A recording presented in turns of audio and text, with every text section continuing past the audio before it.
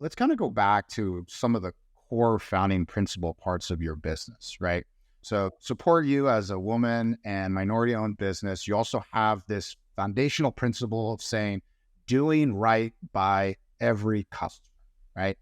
So given that mission, doing the right thing, how do you go about ensuring? Because that's a pretty big ask of your saying. Say, hey, I'm always going to do the right thing. Do the right thing.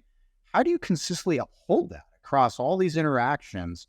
And then how has that principle of the business really cultivated everything from your partnerships with your clients to your employees, all the way to the communities that you're serving?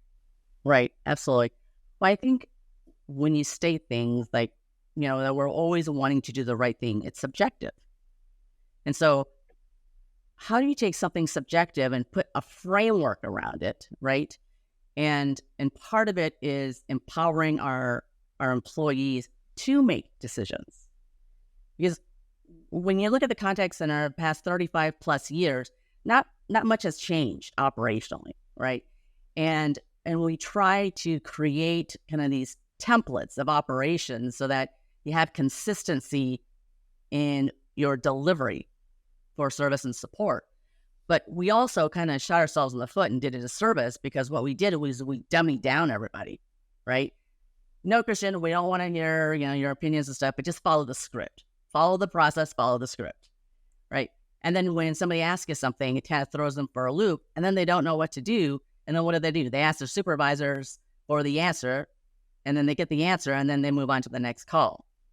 So I think fundamentally, you have to be able to put, and I'm going to start with technology because I do think that's the most important thing, is putting together the right technology stack to be able to provide you with the visibility and the data that you need to be able to give you clues as to, well, what is doing right by the customer mean? And what does that look like?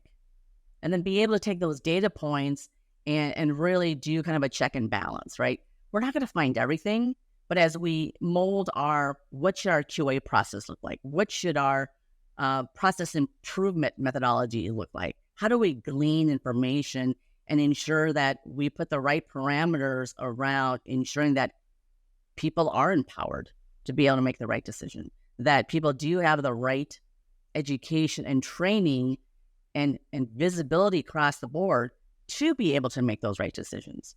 So I think there's a lot of support elements in place, from awareness and training and development, followed by the systems to be able to kind of monitor and track that, to now giving that information back to the leadership team and giving them information in a way that, again, fundamentally touches the principles of what's most important to us as an organization.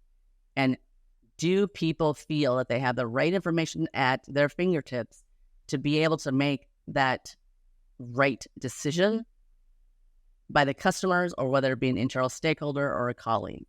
So I don't know if I necessarily answered your question, but now you're taking a very subjective, vague concept of doing the right thing and putting more structure around what that really should mean.